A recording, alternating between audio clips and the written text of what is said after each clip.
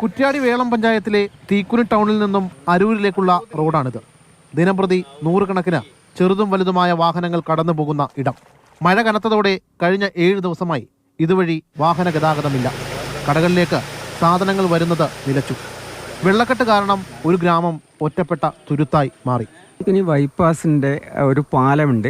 ആ പാലം ചെറിയ ഒരു പാലമാണ്, ചെറിയൊരു അത്രയും വീതി കുറഞ്ഞത്. അതിൻ്റെ ഉള്ളിൽ കൂടി വാട്ടർ അതോറിറ്റിയുടെ വടകരയ്ക്ക് പോകുന്ന വാട്ടർ അതോറിറ്റിയുടെ പൈപ്പുണ്ട്. ആ പൈപ്പിൻ്റെ ഉള്ളിൽ കൂടി ചെറിയ സൈസിലാണ് വെള്ളം പോകുന്നത്. ആ പാലം ഒന്ന് മാറ്റി പൈപ്പൊന്ന് മാറ്റിയാൽ അതിനൊരു ഒരു ശാശ്വത പരിഹാരം കാണുമെന്നാണ് എൻ്റെ അഭിപ്രായം. ഭൂമി കൈയടക്കി തോടുകൾ കെട്ടിച്ചുരുക്കി, തണ്ണീർത്തടങ്ങൾ മണ്ണിട്ട് നികത്തി.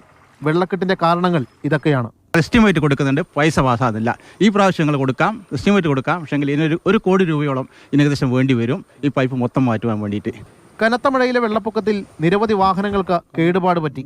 മഴ തോർന്നു തുടങ്ങിയതോടെ പതിയെ വെള്ളമിറങ്ങാൻ തുടങ്ങിയതാണ് ഇപ്പോഴുള്ള ഏക ആശ്വാസം. മാനം തെളിഞ്ഞു, വെള്ളമിറങ്ങുന്നുണ്ട്. പക്ഷേ മഴയൊന്ന് നീട്ടിപ്പെയ്താൽ ഇവിടത്തുകാർ വീണ്ടും ദുരിതത്തിലേക്ക് തന്നെ പോകും. ശാശ്വതമായ ഇടപെടൽ ഉണ്ടാകേണ്ടത് അധികാരികളുടെ ഭാഗത്തു നിന്നാണ്. അരുൺ കിഷോറിനൊപ്പം ശ്യാമപ്രസാദ് ഉത്തമൻ, മാതൃഭൂമി ന്യൂസ്, കോഴിക്കോട്.